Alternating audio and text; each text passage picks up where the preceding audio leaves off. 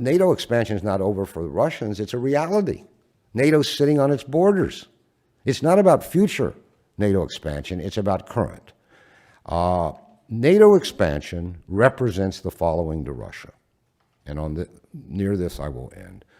It represents a profoundly broken promise to Russia made by the first Bush that in return for united Germany and NATO, NATO would not expand eastward. This is beyond any dispute. People say, well, they never signed a treaty. But a deal is a deal. The United States gives its word unless we're shysters. And if you don't get it in writing, we'll cheat you.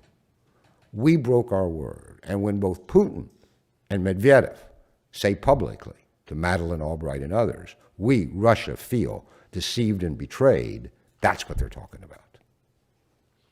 So NATO represents, on the part of Russia, a lack of trust. You break your words to us. To what extent can we trust you? Secondly, it represents military encirclement. If you sit in the Kremlin and you look out at where NATO is and where they want to go, it's everywhere. It's everywhere on Russia's borders. But there's something even more profound that's a taboo in the United States. NATO expansion represents, for the Russians, American hypocrisy and a dual standard. And they see it this way, and I can't think of any way to deny their argument.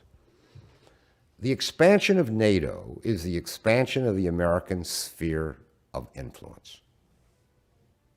Plain and simple. Where NATO goes, our military force goes. Where NATO goes, our arms munitions go because they have to buy American weapons. Where NATO goes, Western soldiers go who date their women. They bring along their habits and all the other things. It's clearly, undebatably, indisputably, an expansion of America's sphere of influence.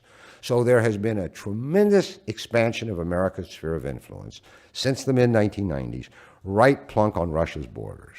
All the while, every administration, American administration, saying to Russia, including the Obama administration, you cannot have a sphere of influence because that's old thinking.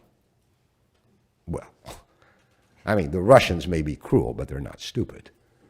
In other words, what they say is we can now have the biggest sphere of influence the world's ever seen, and you don't get any, not even on your own border. In fact, we're taking what used to be your traditional sphere of influence, along with the energy and all the rest. It's ours now. Again, this idea of a winner-take-all policy. This is the enormous resentment in Russia. The relationship will never become a stable, cooperative relationship until we deal with this problem. Does it mean Russia's entitled to a sphere of influence? I don't want to speak for Jack Matlock, but Jack thinks yes, depending on what you mean by sphere of influence. They can't occupy countries. We had a Monroe Doctrine. I don't know what that meant. But the point is that until this is worked out, the relationship will never truly be post-Cold War.